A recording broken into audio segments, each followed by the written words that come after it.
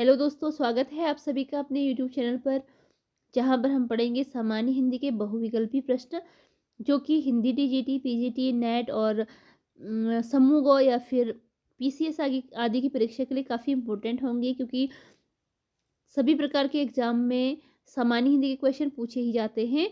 तो चलिए स्टार्ट करते हैं अपनी आज की क्लास को। जहां पहला प्रश्न है, सन्मार्ग का समास विग्रह क्या है? सन्मार्ग का समास विग्रह बताना है आपको इसमें। राइट आंसर है इसके लिए ऑप्शन बी, सत है जो मार्ग। सन्मार्ग अर्थात सत है जो मार्ग, यानी कि सत्य है जो मार्ग, वह है आपका सन्मार्ग का समास विग्रह। अगला प्रश्न है, जो बात हृदय में अच्छी तरह बैठ गई हो हेतु प्रयुक्त शब्द है। तो जो बात हृदय में अच्छी तरह बैठ गई हो, इसके लिए प्रयुक्त शब्द क्या होगा? ऑप्शन बी राइट आंसर है, हृदयंगम। हृदयंगम इसके लिए राइट आंसर है, जो बात हृदय में अच्छी तरह बैठ गई हो। अगला प्रश्न है, हाथ मलना मुहावरे का सही अर्थ क्या है? यह बिल्कुल आसान सा है, तो पश्चाताप करना है इसका अर्थ। तारे गिनना मुहावरे का सही अर्थ बताइए। तारे गिनना मुहावरे का सही अर्थ कि चिंतित रहना। श्रृंगार रस का स्थायी भाव क्या है? यह बताना है श्रृंगार रस का स्थायी भाव। ऑप्शन सी है रति। श्रृंगार रस का स्थायी भाव होता है रति। किस रस को रसराज माना गया है? कौन सा रस है जिसे रसराज माना गया है? श्रृंगार रस को रसराज की उपाधि दी गई है। अगला प्रश्न है कि छप्पई किस प्रकार का छंद है? छप्पई किस प्रकार का छंद है? राइट आंसर है ऑप्शन ए, मात्रिक छंद है छप्पई। स्कंदगुप्त किसकी नाट्य कृति है? स्कंदगुप्त किसकी नाट्य कृति है? राइट आंसर है ऑप्शन ए, जयशंकर प्रसाद की नाट्य कृति है स्कंदगुप्त। कृष्णार्जुन युद्ध किसकी नाट्य कृति है? इसका राइट आंसर ऑप्शन बी है, माखनलाल चतुर्वेदी की नाट्य कृति का नाम है कृष्णार्जुन युद्ध। बादल राग किसकी लंबी कविता है? बादल राग एक लंबी कविता है। किसकी लंबी कविता है बताना है। ऑप्शन बी, सूर्यकांत त्रिपाठी निराला जी की द्वारा लिखी गई एक लंबी कविता है बादल राग। यहाँ पर कुछ वाक्य दिए हैं जो कि अशुद्ध वाक्य है। कोई एक विकल्प वाक्य का शुद्ध रूप होगा, उसका चयन करना है। जैसे वाक्य है कि इधर आजकल भ्रष्टाचार बहुत है, इसे किस प्रकार लिखा जाना चाहिए?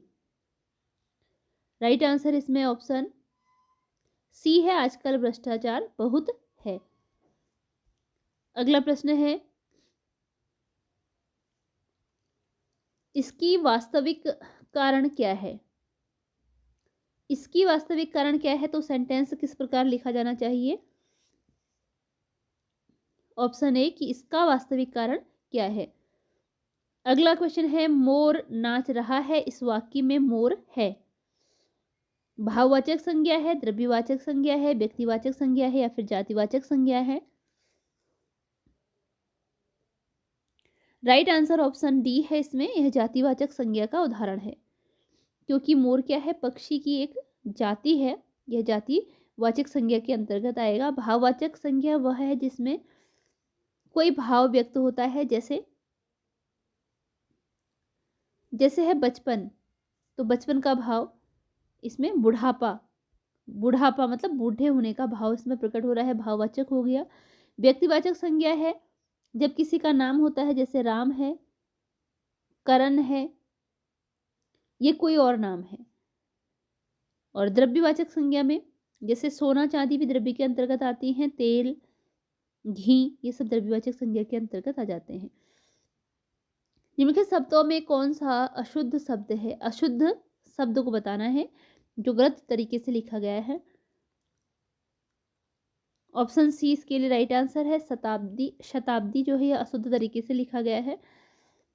इसके अतिरिक्त उज्ज्वल, व्याकरण, कृतघ्न, ये सभी सही तरीके हैं लिखने के।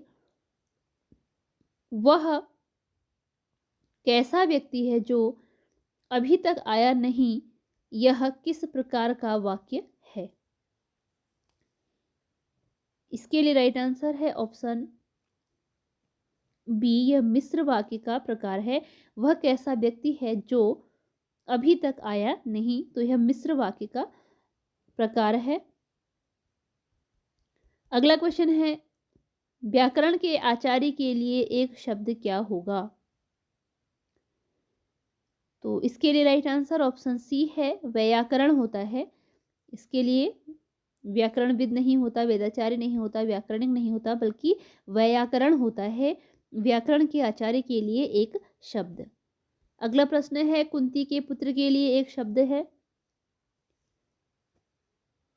राइट आंसर ऑप्शन सी है, कौन्तेय, कुंती के पुत्र के लिए एक शब्द है।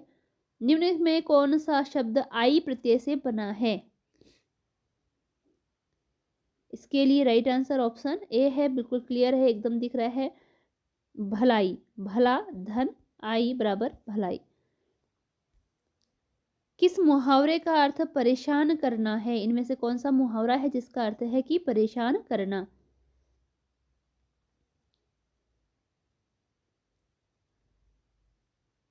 इसके लिए राइट आंसर है, लोहे के चने चबाना, मतलब परेशान करना। पानी पानी होना का मतलब लज्जित होना है। आंखों का तारा मतलब है बहुत प्यारा होना। छक्के छुड़ाना मतलब परास्त करना या हार जाना। यह किताब रमेश को दे दो, इस वाक्य में प्रयुक्त कारक विभक्ति है। कौन सा कारक का इसमें प्रयोग हुआ है? राइट आंसर ऑप्शन डी है, इसमें कर्म कारक का प्रयोग हुआ है। कर्ता ने कर्म को, रमेश को दे दो मतलब को आ रहा है, रमेश को तो कर्म को। अगला है, चंद्रमुख शब्द में प्रयुक्त समास है। इसके लिए राइट आंसर है ऑप्शन बी, कर्मधारय समास है। इसमें चंद्रमुख में कर्मधारय समास। तो कर्मधारय समास क्या होता है? जिसमें एक पद प्रधान होता है और दूसरा पद क्या है? गौड़ होता है। कर्मधारय समास में, अच्छा, कर्मधारय समास में किसी की किसी से तुलना की जाती है। जैसे चंद्रमुख मतलब चंद्र के समान मुख, ठीक है, चंद्र के समान मुख, तो मुख को किसकी तुलना की गई है? चंद्र से, इसलिए यहाँ पर कर्मधारय समास है। अगला है, आकर्षण का विपरीतार्थक शब्द है। इसके लिए राइट आंसर ऑप्शन बी है, विकर्षण इसका विपरीतार्थक शब्द है। बहुत तेज वर्षा हो रही है, इसमें प्रविशेषण कौन सा शब्द है? तो प्रविशेषण बताना है, पहले तो विशेषण देखना है। प्रविशेषण क्या होता है? जो कि विशेषण से पहले लगता है। विशेषण है इसमें तेज, वर्षा कैसी हो रही है? तेज, वर्षा की विशेषता बता रही है। प्रविशेषण जो कि विशेषण की भी विशेषता बताता है, तो तेज कैसी है? बहुत,